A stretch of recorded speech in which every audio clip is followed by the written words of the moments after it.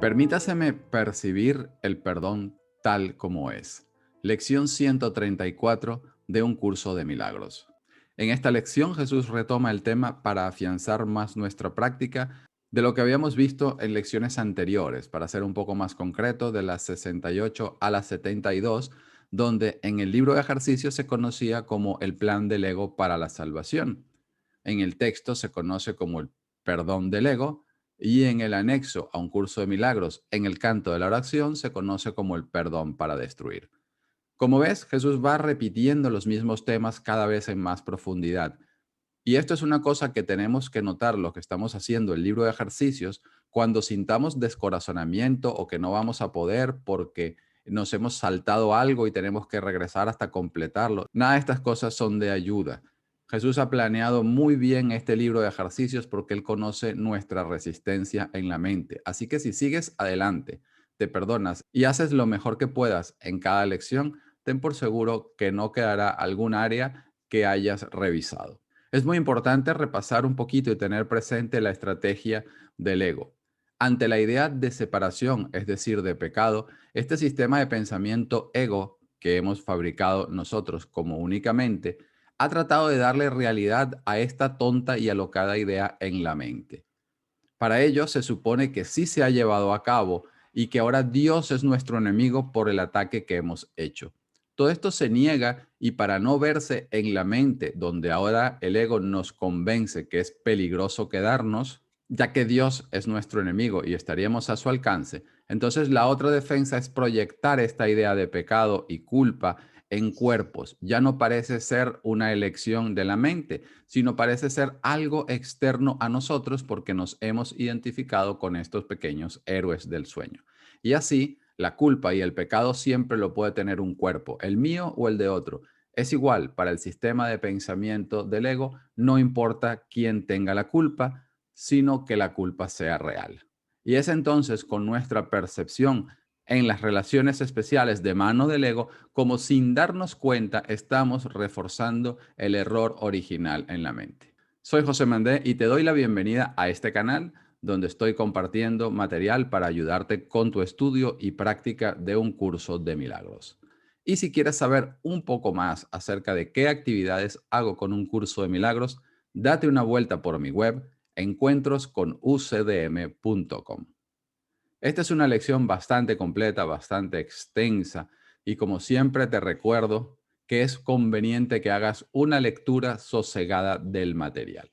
Vamos entonces a comenzar con la lectura de la lección.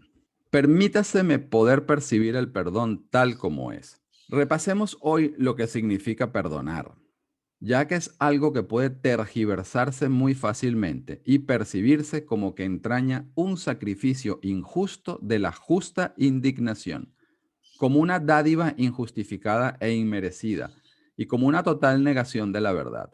Desde esta perspectiva, perdonar no puede sino verse como una extravagancia, y este curso aparenta basar la salvación sobre un capricho. Recordemos entonces esta estrategia del ego, este perfidioso deseo de ser especial que está en mi mente, de tener esta existencia individual a costa de Dios. Creemos que se ha hecho real el pecado y la culpa que esto engendra. Ahora no lo reconocemos en nosotros, pues ha sido proyectado en el mundo y en cuerpos. Y entonces, en estas relaciones especiales, siempre podemos encontrar otro que es el causante de mi dolor y de mi sufrimiento, que ahora no estoy reconociendo que donde tiene origen es en una elección en mi mente. Y tampoco importa si es en el cuerpo de otro o en el mío propio. Siempre podemos encontrar allá afuera la situación que justifica, entre comillas, mi pérdida de paz. Y es de especial utilidad mirar cómo guardamos resentimientos contra nuestros hermanos, porque entonces es otro el que merece castigo por la pérdida de paz que yo estoy sufriendo. Es imperativo que lleguemos a entender esta versión distorsionada del perdón que tiene el sistema de pensamiento del ego para que entonces podamos aprender el significado del perdón que Jesús nos está enseñando. Ya Jesús nos avisa de esta versión distorsionada en muchos sitios. Por ejemplo, en el canto de la oración nos los dice de esta manera. En la sección de perdonarte a ti mismo nos dice, ningún regalo del cielo ha sido tan malinterpretado como el perdón. De hecho, Se ha convertido en una calamidad, en una maldición, allí donde debía bendecir, en una cruel burla de la gracia, en una parodia de la santa paz de Dios. La benevolencia del perdón resulta imperceptible al principio, porque no se entiende lo que es la salvación ni realmente se busca. Lo que se concibió para curar se usa para herir porque no se desea el perdón. La culpa se convierte en la salvación y el remedio parece ser una terrible alternativa a la vida. Sigamos entonces con la lectura de la lección. Esta perspectiva distorsionada de lo que significa perdonar puede corregirse fácilmente si puedes aceptar el hecho de que no se te está pidiendo que perdones lo que es verdad. El perdón se limita únicamente a lo que es falso. Es irrelevante con respecto a todo, excepto con respecto a las ilusiones. La verdad es la creación de Dios, y perdonar eso no tiene sentido. Todo lo que es verdad le pertenece a Él, refleja sus leyes e irradia su amor. ¿Puede esto acaso requerir perdón? ¿Cómo vas a poder perdonar lo que es incapaz de pecar y es eternamente bondadoso? En esta versión del perdón del ego, el perdón para destruir, perdonamos lo que creemos que ha sucedido, es decir, el pecado y la ofensa en otro. El problema es que no podemos perdonar algo que creemos que ha sucedido, algo que estamos percibiendo como que es real. El perdón perdona ilusiones, no realidades. Lo que hemos perdido de vista es que si nosotros creemos en nuestra existencia individual, y aquí todos creemos en eso, recuerda que Jesús nos los ha dicho en el capítulo 23 del texto, esta es la segunda ley del caos. Aquí no hay nadie que no peque y por lo tanto todo el mundo merece ataque y muerte. Y que merezca castigo y no corrección, es decir, de que el pecado sea real, es la manera que tiene el ego de convencernos que entonces la separación sí ha sucedido y que la culpa está justificada. Y ya que en nuestra mente, por lo tanto, somos pecadores y conocemos el pecado, por supuesto que entonces somos capaces de verlo perfectamente e identificarlo en otros. Ya sabemos lo que es.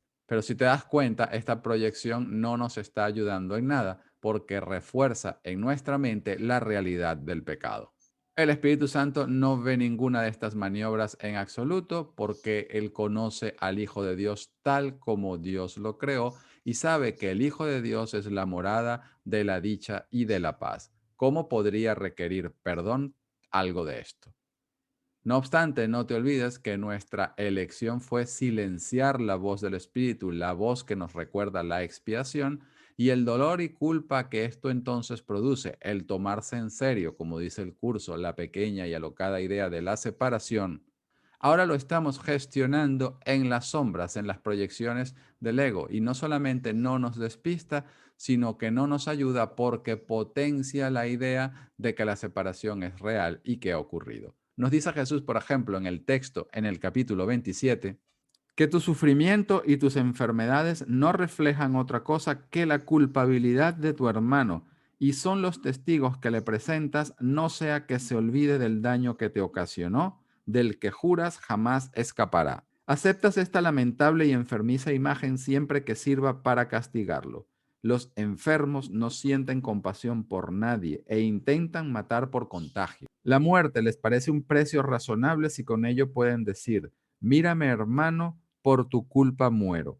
Pues la enfermedad da testimonio de la culpabilidad de su hermano y la muerte probaría que sus errores fueron realmente pecados. La amarga y desolada imagen que le has presentado a tu hermano, tú la has contemplado con pesar y has creído todo lo que dicha imagen le mostró porque daba testimonio de su culpabilidad, la cual tú percibiste y amaste.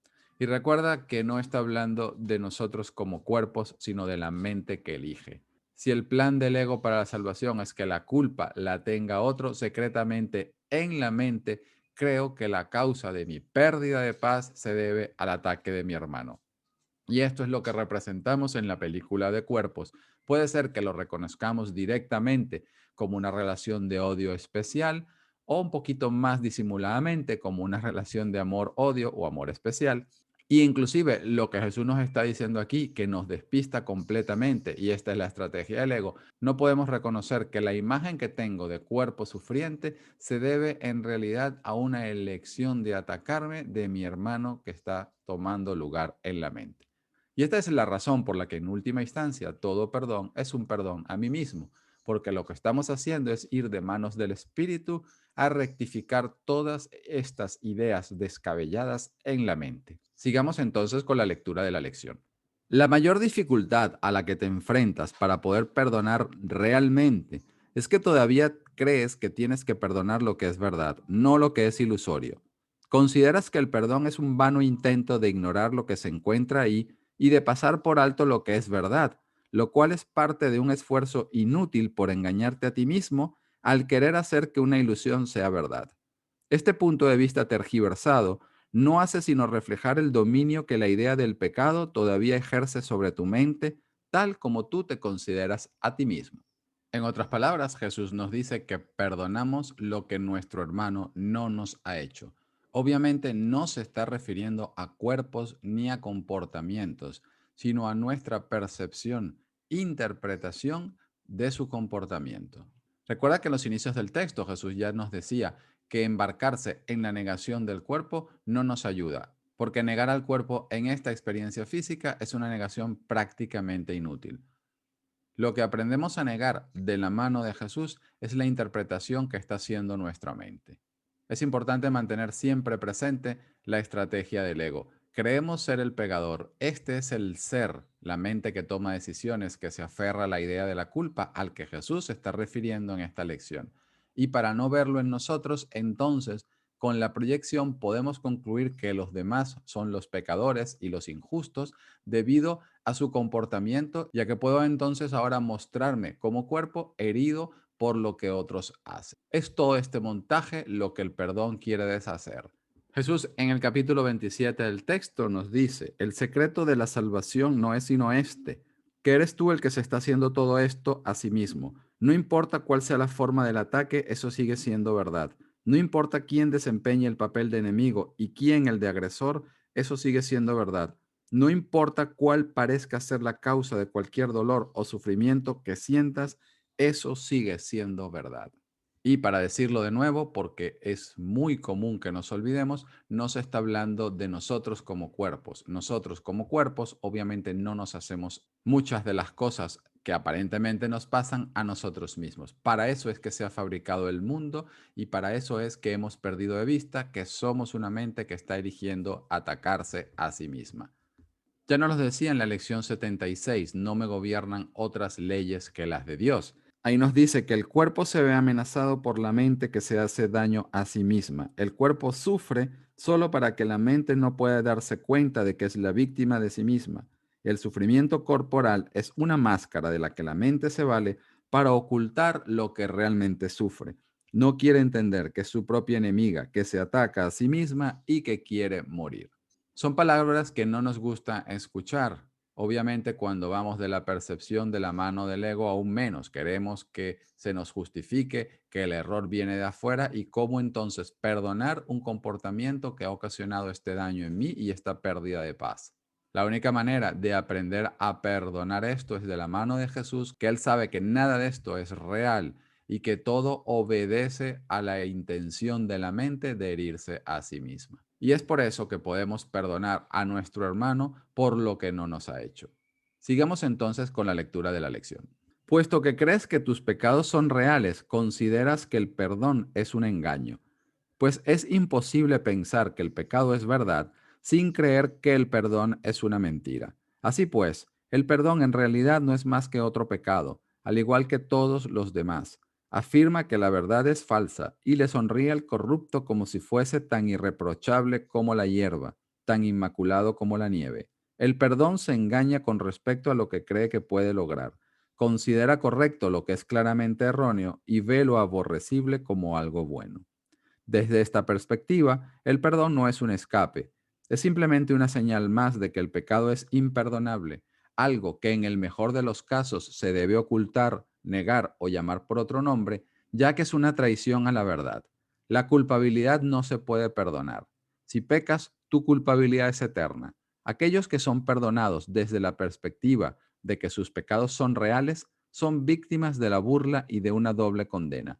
En primer lugar, la suya propia por lo que creen haber hecho y en segundo lugar, la de los que los perdonan.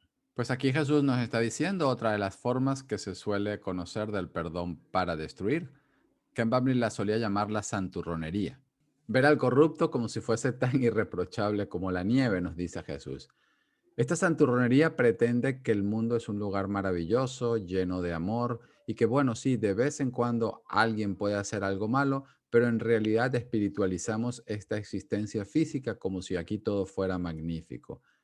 Este no es el punto de vista que Jesús nos enseña en un curso de milagros. El mundo nace como una idea de un ataque a Dios. Ya lo repetirán más adelante en el libro de ejercicios. Y esta idea del ataque en nuestra mente, aunque parece ser depositada afuera, no se desvanece. Las ideas no abandonan su fuente. Así que el mundo no ha sido otra cosa sino el artilugio que ha sido diseñado por la mente ego con el propósito de seguir manteniendo el ataque en vigencia, pero encubierto de nuestra vista. Recuerda la segunda ley del caos que hemos comprado al creer en el sistema de pensamiento del ego. No hay nadie que no peque.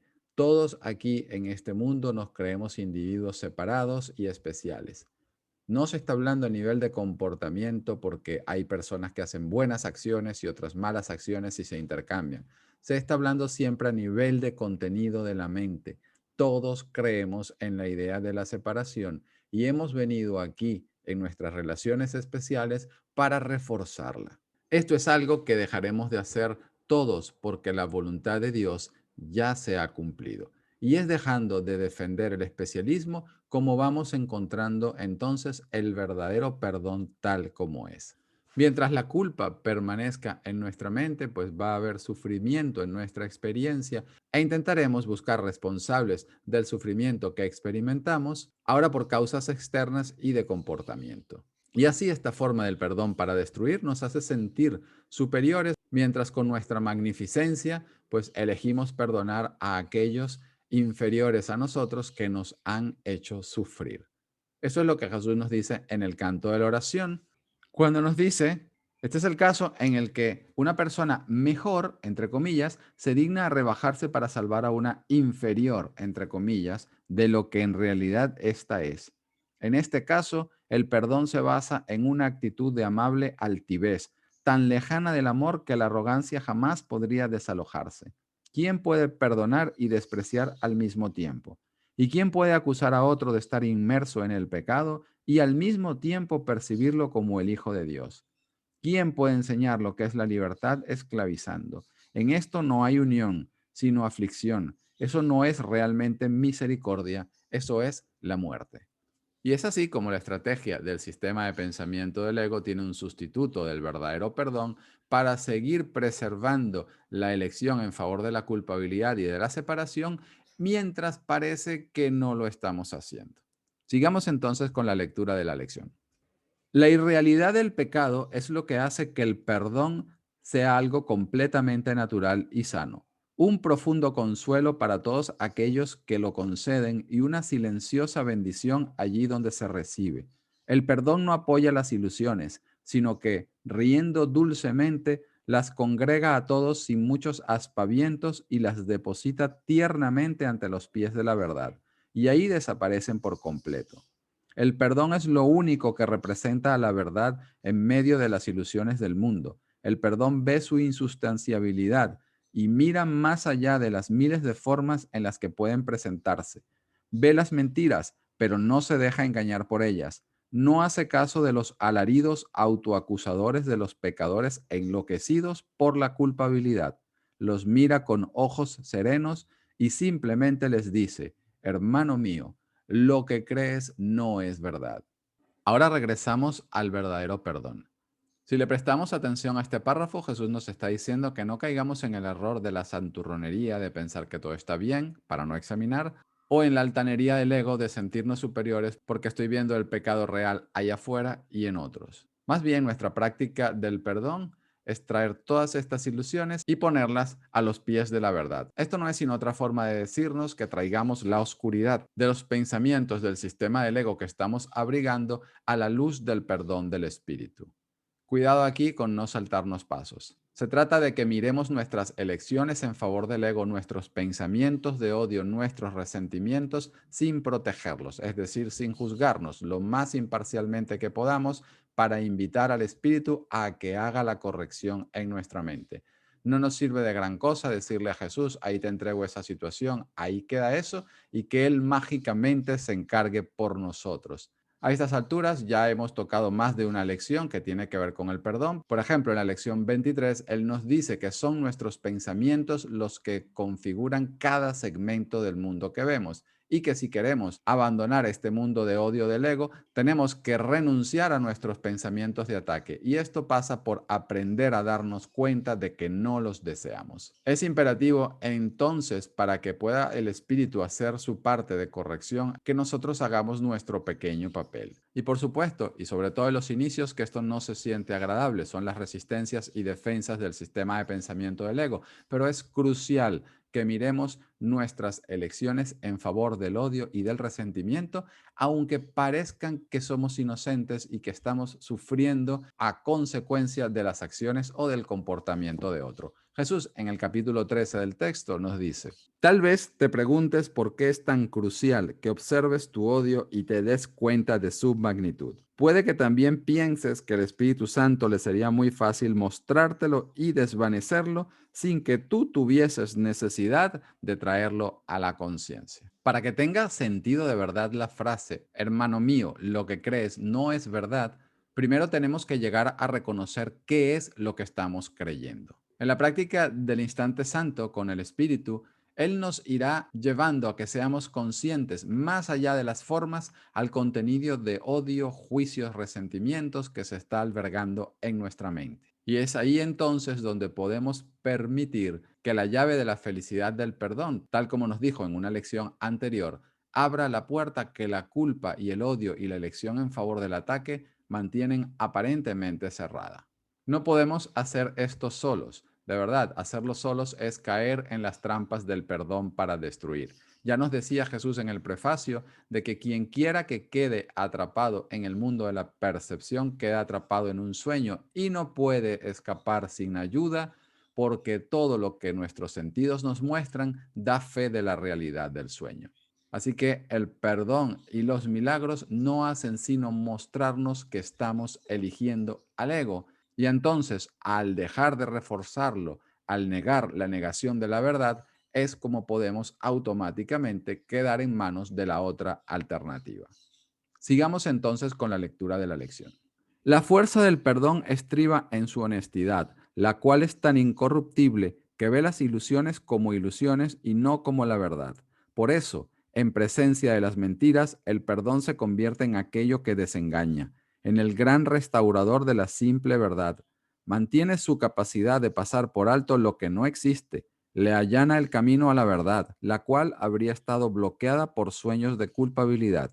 Ahora eres libre para recorrer el camino que al perdonar de verdad se despliega ante ti. Pues si un hermano ha recibido este regalo de tu parte, la puerta queda abierta para ti. Hay una manera muy sencilla de encontrar la puerta que conduce al verdadero perdón y de percibir que está abierta de par en par en señal de bienvenida. Cuando te sientas tentado de acusar a alguien de algún pecado, no permitas que tu mente se detenga a pensar en lo que esta persona hizo, pues eso es engañarse uno a sí mismo. Pregúntate, en cambio, ¿me acusaría a mí mismo de eso? La fuerza del perdón radica en el reconocimiento de que nada real puede ser amenazado y nada irreal existe. Y es en este reconocimiento donde radica la paz de Dios. El perdón no es sino el proceso, la forma, por decirlo de alguna manera, el sueño que no induce más sueños, que ha tomado el principio de expiación en nuestra mente.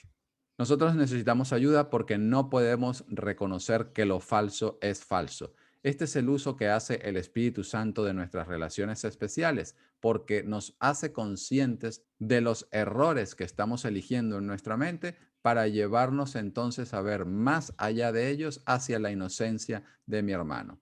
Mi hermano se convierte entonces en el Salvador porque, dado que la mente es una, no puedo sino recibir lo que doy y su inocencia no puede ser entonces sino la mía propia. Es aprendiendo a perdonar de la mano del Espíritu, o como lo dice en el anexo del canto de la oración, orando por mi hermano, como despejo entonces todos los nubarrones de culpabilidad que he proyectado sobre él. Y como dar es recibir, esa misma culpa cegadora queda entonces despejada en mi mente. Y puedo ver entonces abierta la puerta de par en par.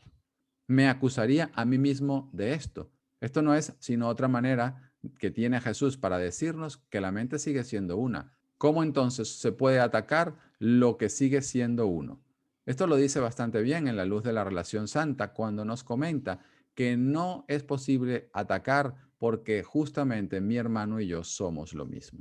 Y una consecuencia de este hecho es que si yo percibo que mi hermano me ataca, es básicamente porque me he atacado yo mismo primero. Recuerda lo que acabamos de comentar.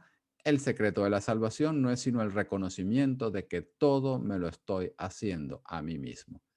Y para decirlo una vez más, porque nunca es suficiente, no se está hablando al nivel del cuerpo que creemos ser, sino a nivel de la mente que toma decisiones. Sigamos entonces con la lectura de la lección.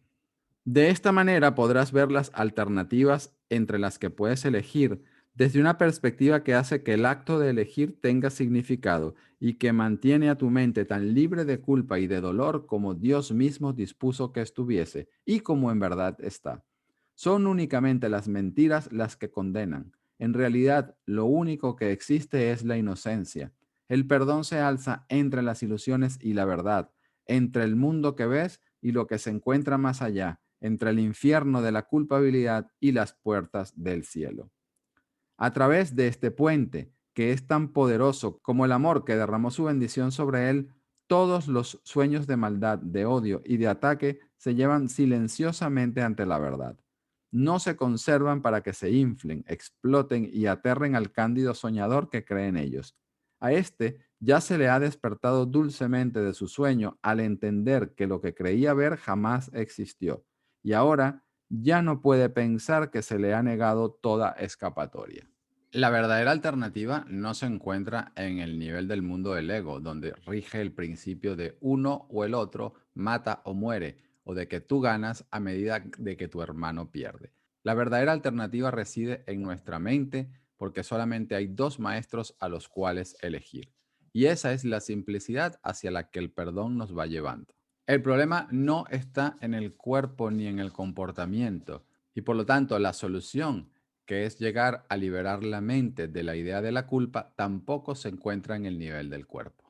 El perdón es el puente que nos lleva hacia el mundo real porque es el camino que recorremos amorosamente de la mano de nuestro maestro que nos irá enseñando cómo sanar, que nos irá recordando que la verdad corrige todos los errores de la mente.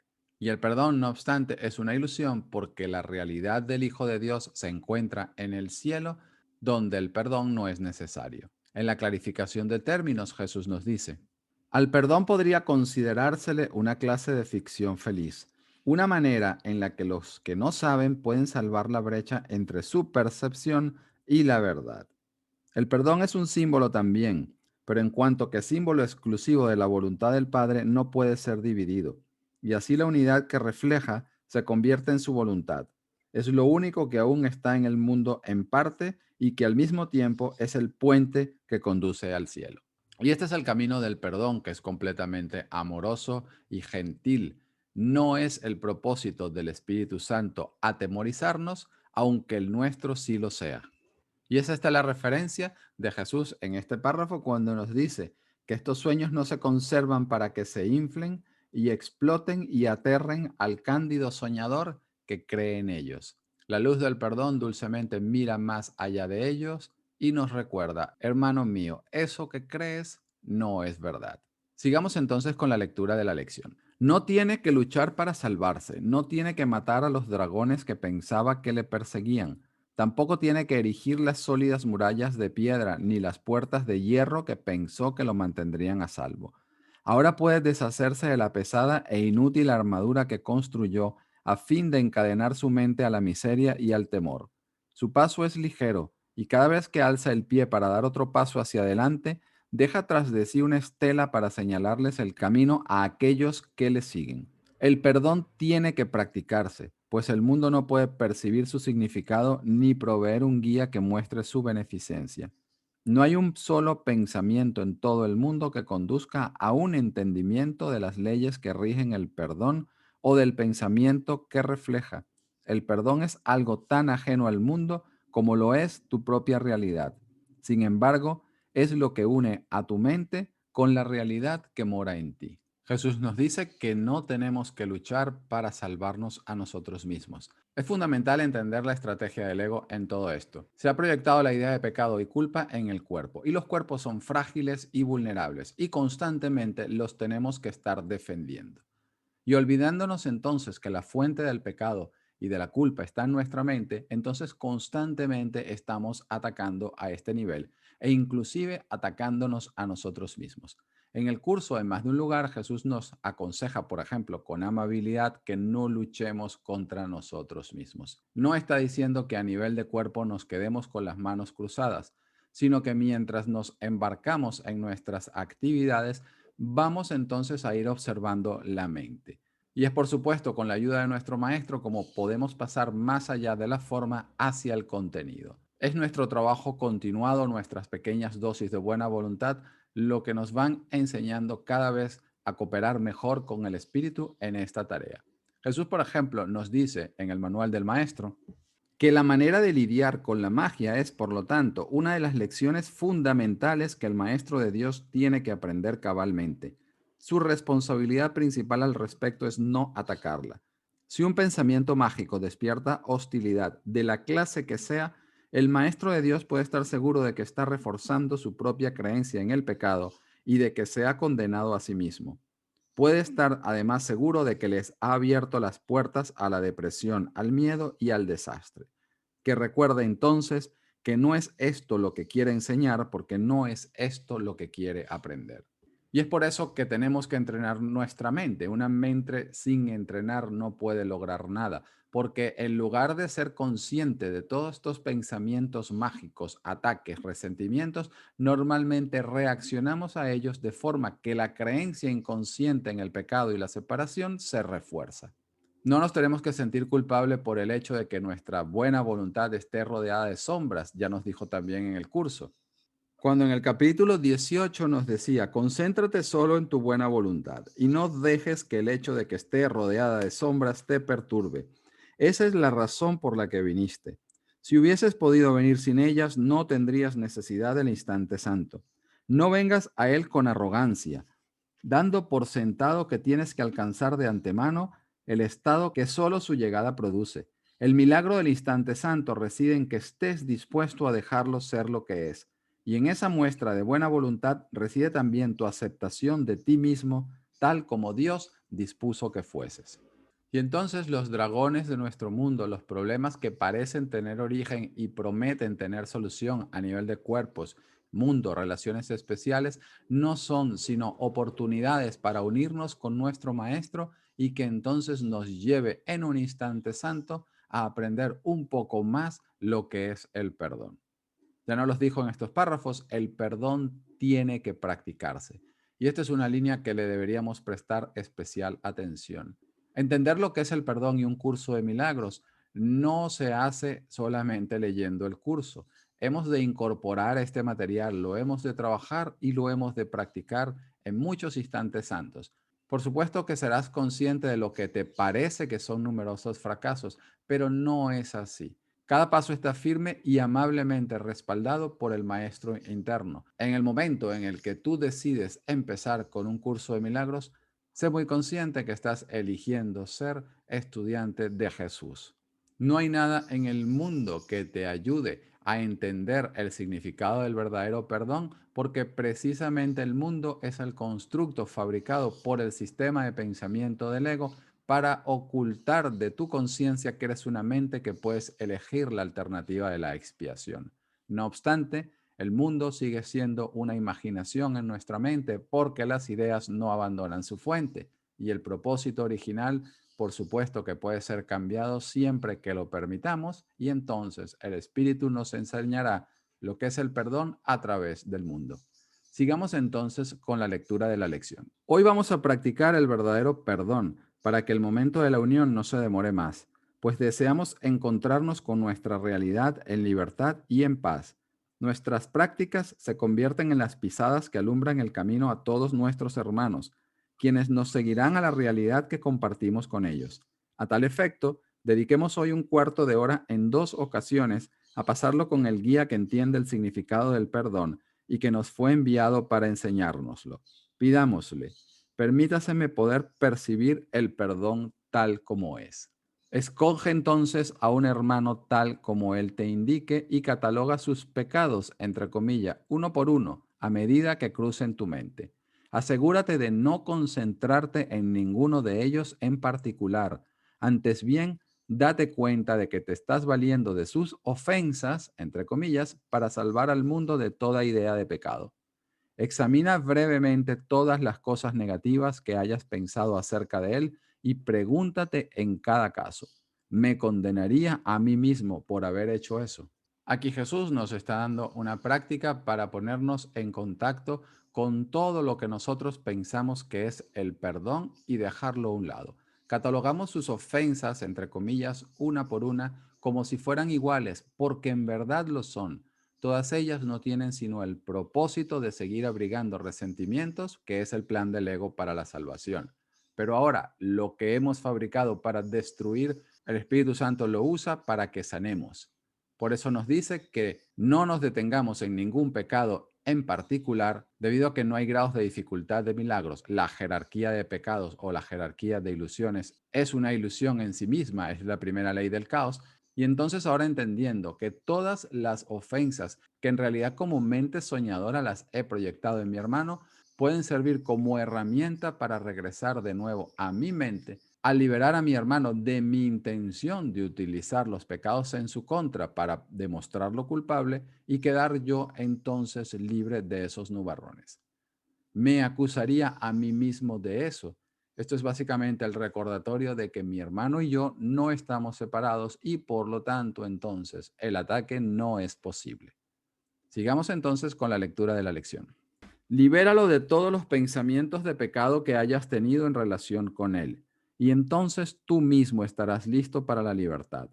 Si has estado practicando hasta ahora de buen grado y con honestidad, empezarás a notar una sensación de ser elevado, un gran alivio en tu pecho y un sentimiento profundo e inequívoco de desahogo. Debes dedicar el resto del tiempo a experimentar que te escapas de todas las pesadas cadenas con las que quisiste encadenar a tu hermano, pero con las que en realidad te encadenabas a ti mismo. Debes practicar el perdón a lo largo del día, pues todavía habrá muchas ocasiones en las que te olvidarás de su significado y te atacarás a ti mismo. Cuando esto ocurra, permite que tu mente vea más allá de esa ilusión según repites para tus adentros. Permítaseme poder percibir el perdón tal como es. ¿Me acusaría a mí mismo de eso? No me voy a encadenar a mí mismo de esta manera. Antes de hacer cualquier cosa, recuerda lo siguiente. Nadie es crucificado solo, mas por otra parte, nadie puede entrar al cielo solo. Las cadenas con las que quisimos encadenar a nuestro hermano y finalmente nos encadenamos a nosotros mismos, no está hablando de nosotros como cuerpos, sino de la mente que eligió el ataque en primer lugar, la mente soñadora del sueño. Dar es recibir. A medida que entonces examino sin defender todos los obstáculos que he interpuesto entre mi conciencia de la inocencia de mi hermano y yo, y se los entrego al Espíritu, quedan entonces disueltos. Y es por esto que Jesús nos dice que sentiremos una sensación de estar elevado, sentiremos que se nos aligera, porque la atracción de la culpa en este instante santo con nuestro Maestro no puede existir. Jesús ya nos decía en el texto que no tenemos idea de la profunda liberación y alivio que se experimenta al encontrarnos con nuestros hermanos sin ningún tipo de juicios. Estos juicios, estos pensamientos de ataque y estos resentimientos, no te olvides que son el plan del ego para la salvación, en el cual, debido a que nuestra identidad especial se percibe como nuestra vida, ahora tenemos que mantenerla a toda costa y para ello necesitamos que otro sea culpable. No nos vamos a dejar encadenar durante el día con estas cosas. Cuando nos demos cuenta de que nos hemos olvidado, Jesús nos insta a unirnos otra vez con Él en un instante santo y recordar que no queremos encadenarnos a nosotros mismos de esta manera. Lo que damos es lo que recibimos. Y esto es fundamental que no lo dejemos a un lado, pues el verdadero perdón descansa en ello. Que tengas entonces una buena práctica en el día de hoy y ya nos vemos para la lección siguiente.